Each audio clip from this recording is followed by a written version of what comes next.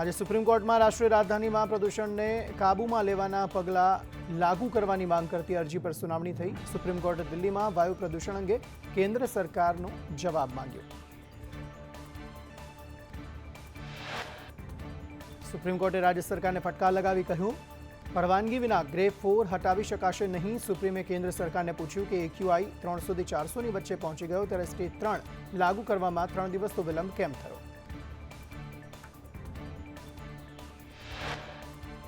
દિલ્હી એનસીઆરમાં વાયુ પ્રદૂષણ વધતા ગેસ ચેમ્બર જેવી સ્થિતિ। એક્યુઆઈ 450 પાર જતા આજથી ગ્રેડ 4 ના દિશા નિર્દેશો લાગુ। વધતા પ્રદૂષણ પછી ગ્રેડ 4 લાગુ કરવાનો નિર્ણય લેવાયો। ગ્રેડ 4 લાગુ થતા હવે દિલ્હીમાં નિર્માણ કાર્યો બંધ રહેશે। 10 અને 12 ધોરણ સિવાયના તમામ વર્ગો ઓનલાઈન। વાહનો માટે ઓડ ઇવન નિયમ લાગુ કરાશે અને બહારથી આવતા રાજ્યોના મોટા વાહનો પર રોક।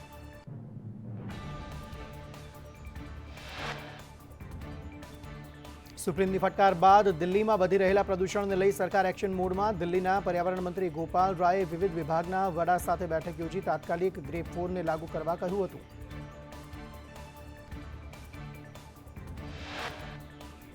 દિલ્હીમાં પ્રદૂષણની સમસ્યા વિકટ બનતા ભાજપનો વિરોધ। ભાજપના નેતા કાર્યકરોનો દિલ્હી સરકાર સામે સૂત્રોચ્ચાર। દિલ્હી ભાજપ અધ્યક્ષ વિરેન્દ્ર સચદેવે લોકોને માસ્ક વહેંચ્યા।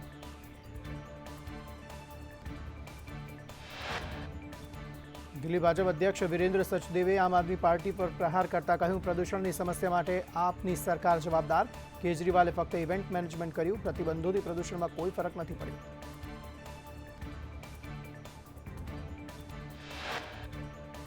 માઉન્ટ આબુમાં ઠંડીનો પારો ગગડ્યો। Hill station mount Abu 3 degree સાથે ઠંડુગાર। ગુરુ શિખર પર 1 ડિગ્રી તાપમાન નોંધાયું। મોટી સંખ્યામાં સહેલાણીઓ ઉમટ્યા।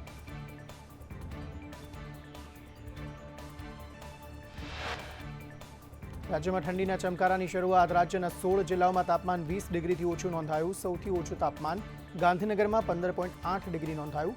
સૌથી વધુ તાપમાન 35.5 ડિગ્રી રાજકોટમાં નોંધાયું।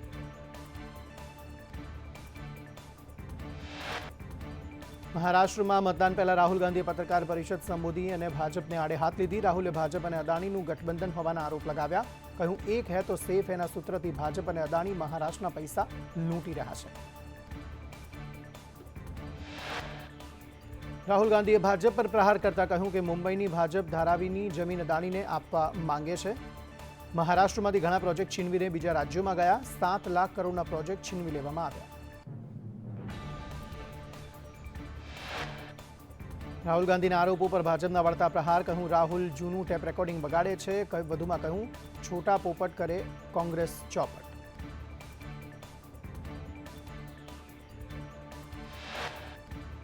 આંધ્રપ્રદેશના નાયબ મુખ્યમંત્રી પવન કલ્યાણે કહ્યું કે સનાતન ધર્મનો અનાદર કરનારને જવાબ આપશે। મહાયુતિ માટે પ્રચાર કરતા બલ્લારપુરમાં રેલીને સંબોધન કરતા કહ્યું, છત્રપતિ શિવાજી અને બાલ ઠાકરેને તેમના સંગઠન માટે પ્રેરણારૂપ છે।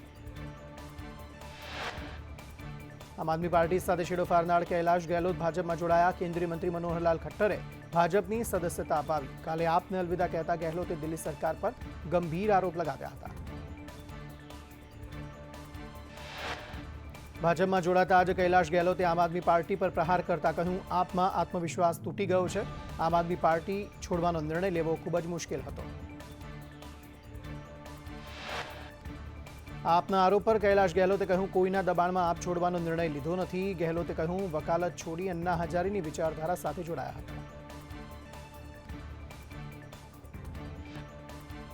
ગૃહમંત્રી અમિત શાહે મણિપુરમાં ભડકેલી હિંસા મુદ્દે ઉચ્ચ સ્તરીય બેઠક કરી ઉચ્ચ અધિકારીઓ પાસેથી સ્થિતિનો તાગ મેળવી જરૂરી આદેશ આપ્યા।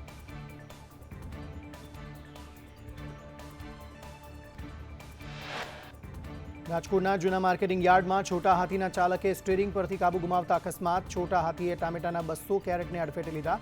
500 કિલો ટામેટાનું નુકસાન થયું। સમગ્ર ઘટનાના સીસીટીવી સામે આવ્યા।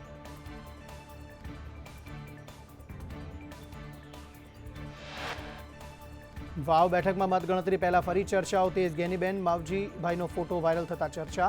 ગેનીબેનનો માવજીભાઈને મીઠાઈ ખવડાવતો ફોટો વાયરલ। ચૌધરી સમાજના સામાજિક પ્રસંગમાં થયા હતા ભેગા।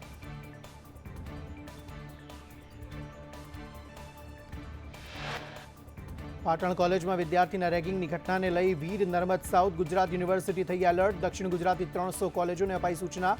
રેગિંગ કરનારા વિદ્યાર્થીઓને સસ્પેન્ડ કરવા સુધીના પગલાં ભરવા સૂચના। ઇકોઝોનના વિરોધને લઈ સાસણગીરના ભાલછેલ ખાતે ખેડૂતોએ ટ્રેક્ટર રેલી યોજીને અધિકારીને આવેદનપત્ર પાઠવ્યું. રજૂઆત કરવા મોટી સંખ્યામાં સામાજિક અગ્રણીઓ અને ખેડૂતો જોડાયા. રાજ્યમાં ગુનાખોરીના વધતા કેસોને લઈ કોંગ્રેસના આક્ષેપ. અમદાવાદ સહિતના શહેરોમાં ગુનાખોરી વધી છે. ગુનાખોરીની ઘટનાઓ ગુજરાત માટે ચિંતાજનક. ગૃહ વિભાગ નહીં જાગે તો બિહાર સાથે સરખામણી થશે.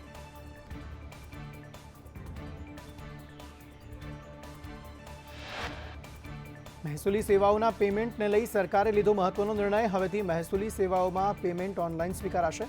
7, 12, 8 અને 6ના ઉતારા માટે ઓનલાઈન પેમેન્ટ. અરજદારોએ ઓનલાઈન પેમેન્ટ સાથે સેવાઓનો લીધો લાભ.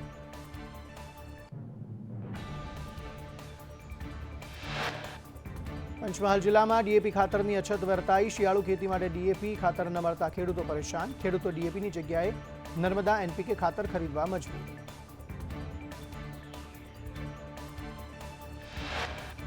કોડીનાર માર્કેટયાર્ડમાં મગફળીની ટેકાના ભાવે ખરીદી કરવા માંગ. ખેડૂતોએ હોબાળો મચાવી મામલતદારને આવેદન આપી રજૂઆત કરી. જોકે આ સમગ્ર મામલે યાર્ડ સત્તાધીશોએ આક્ષેપોને પાયાવિહોણા ગણાવ્યા.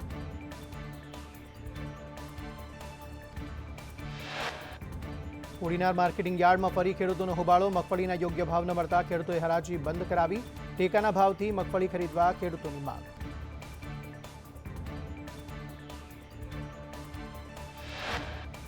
રાજકોટના ધોરાજીના માર્કેટયાર્ડમાં ખેડૂતોની લાંબી કતારો લાગી. ટેકાના ભાવે મગફળીની ખરીદી થતા ખેડૂતો ખુશખુશાલ. હાલ મગફળીનો ટેકાનો ભાવ 1 મણનો 2300 આસપાસ મળી રહ્યો છે.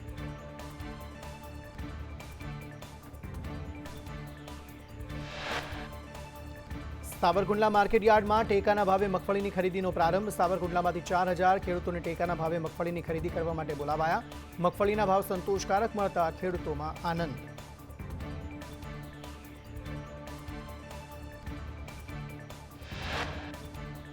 નેનો યુરિયાને લઈ પાલ આંબલિયાના સરકાર પર પ્રહાર. નેનો યુરિયા, નેનો ડીએપી ખેડૂતોને ફરજિયાત પકડાવાય છે. નેનો સાથે આપો છો તેમ મગફળી સાથે ઠૂઠા કેમ નથી ખરીદતા? ધ્રોલ કોંગ્રેસ તાલુકા પ્રમુખે જાતે જ બનાવ્યો વિડીયો.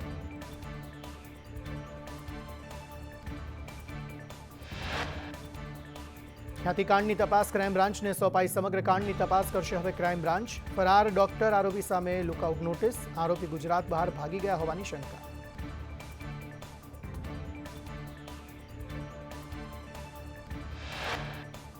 ખ્યાતિ હોસ્પિટલના સત્તાધીશોને કોઈનો ડર નહીં. સંચાલકો મેડિકલ કાઉન્સિલની નોટિસને ઘોડીને પી ગયા.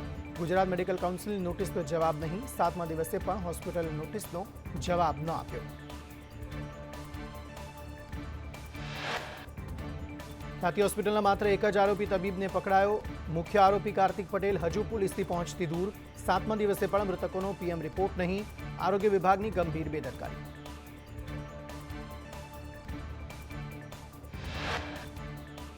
સુરતમાં બોગસ ડોક્ટર દ્વારા હોસ્પિટલ ખોલવાની ઘટનામાં સંદેશ ન્યૂઝના અહેવાલની અસર. સુરત ફાયરે આપી હોસ્પિટલને ક્લોઝર નોટિસ. હોસ્પિટલને સીલ કરવાની કાર્યવાહી હાથ ધરાઈ હતી.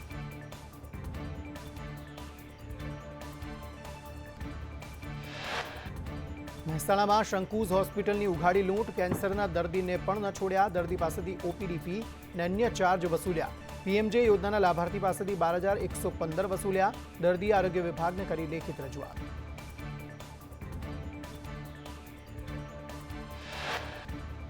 અમરેલીમાં રાધિકા હોસ્પિટલના ગાયનેક ડોક્ટરની બેદરકારી. 3 વર્ષ પહેલા મહિલાના ઓપરેશનમાં પિન અને કોટનનો દોરો પેટમાં રહી ગયો હોવાનો આક્ષેપ. દુખાવો ઉપડતા સમગ્ર ઘટના સામે આવી. દર્દીએ હોસ્પિટલ વિરુદ્ધ ફરિયાદ નોંધાવી.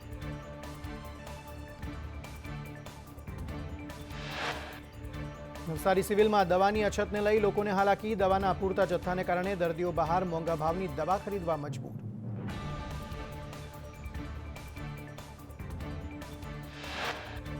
મનરેગાના ટેન્ડરમાં થઈ રહેલી મિલીભગતને લઈ સાંસદ મનસુખ વસાવાએ સીએમને પત્ર લખ્યો. નર્મદા જિલ્લામાં પણ ટેન્ડર પ્રક્રિયામાં મિલીભગત. નેતાઓ અધિકારીઓ માનીતી એજન્સીઓને કામ આપતા હોવાનો પત્રમાં ઉલ્લેખ.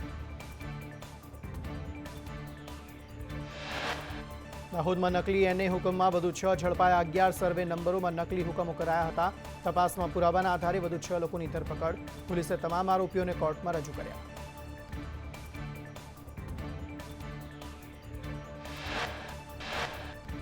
ગુજરાતમાં કથળેલી કાયદો વ્યવસ્થાની સ્થિતિને લઈ કોંગ્રેસ નેતા અમિત ચાવડાના પ્રહાર. પોલીસ દ્વારા જ વિદ્યાર્થીની હત્યા કરાઈ. રાજ્યમાં કાયદાનું નહીં પણ ગુંડાઓનું શાસન. સરકાર લોકોને રક્ષણ આપવામાં નિષ્ફળ.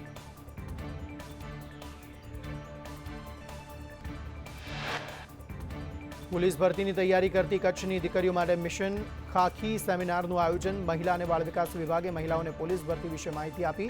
સેમિનારમાં પોલીસ વડા વિકાસ ચુંડા ઉપસ્થિત રહ્યા હતા.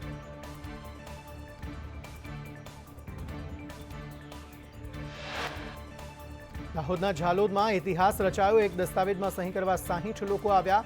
7.70 લાખના જમીન દસ્તાવેજમાં આખો દિવસ ગયો. વડીલોપાર્જિત જમીનમાં 60 લોકોના નામ હતા. પરિવારને એકત્રિત થવામાં 20 દિવસનો સમય લાગ્યો.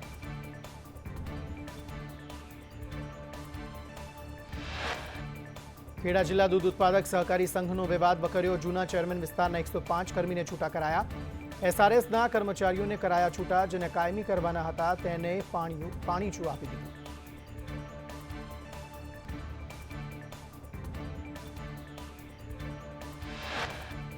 નવસારીના ચીખલી તાલુકામાં વધુ એકવાર દીપડો દેખાયો. રાનકુવાની શિવદર્શન સોસાયટીમાં લટાર મારતો દીપડો સીસીટીવીમાં કેદ. દીપડાની લટારથી સ્થાનિકોમાં ભયનો માહોલ.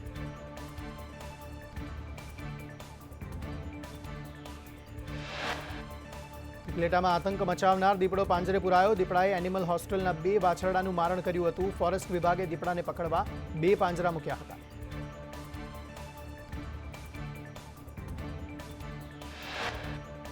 રાજુલાના પીપાવાવ પોર્ટમાં 4 સિંહો દેખાયા. 4 સિંહોનો આંખલાનો શિકાર કરવાનો પ્રયાસ. સિંહો પાછળ પડતા આંખલો ભાગી છૂટ્યો.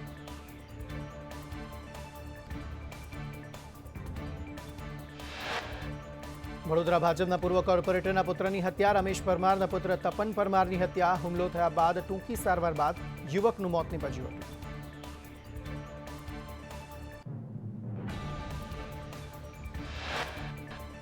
વડોદરામાં ભાજપના પૂર્વ કોર્પોરેટરના પુત્રની હત્યા મુદ્દે ભાજપના નેતાઓ મૌન. કુખ્યાત આરોપીઓ સંસ્કારી નગરીમાં આતંક ફેલાવી રહ્યા હોવાનો લોકોમાં રોષ.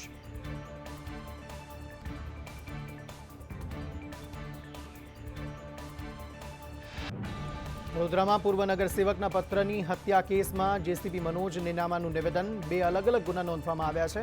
કારેલીબાગ પોલીસ મથકમાં કલમ 307 હેઠળ ગુનો નોંધાયો. બંને ગુનામાં એસીપી કક્ષાના અધિકારી તપાસ કરશે.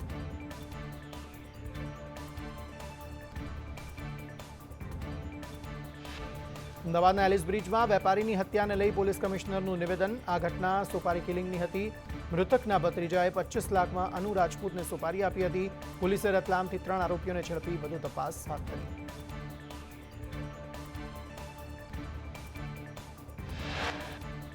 અમદાવાદમાં કાયદો વ્યવસ્થાને લઈ સંદેશ ન્યૂઝના સવાલ પર પોલીસ કમિશનર જીએસ મલિકનું નિવેદન. ગુજરાતમાં કાયદો વ્યવસ્થાની સ્થિતિ સુધરી છે. લૂંટ, હત્યા, ચોરીના પ્રયાસમાં ઘટાડો થયો છે.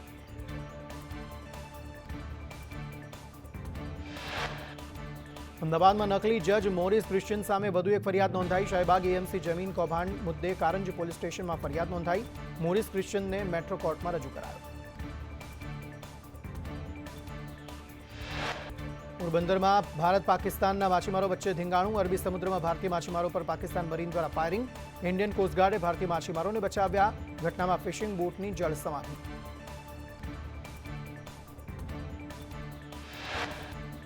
રાજકોટ એ ડિવિઝન પોલીસ તોડકાંડમાં નવો વળાંક. ફરિયાદી બિટકોઇનમાં રૂપિયા હાર્યો હોવાની ચર્ચા.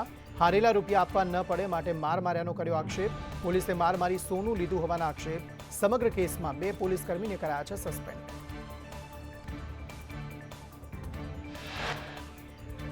વધતા વાયુ પ્રદૂષણને કારણે માત્ર દિલ્હીમાં જ નહીં પરંતુ પાડોશી દેશ પાકિસ્તાનમાં પણ સ્થિતિ ખરાબ થઈ. એર ક્વોલિટી ઇન્ડેક્સ ખતરનાક સ્તરે પહોંચવાના કારણે 2 શહેરોમાં 3 દિવસ લોકડાઉનની જાહેરાત.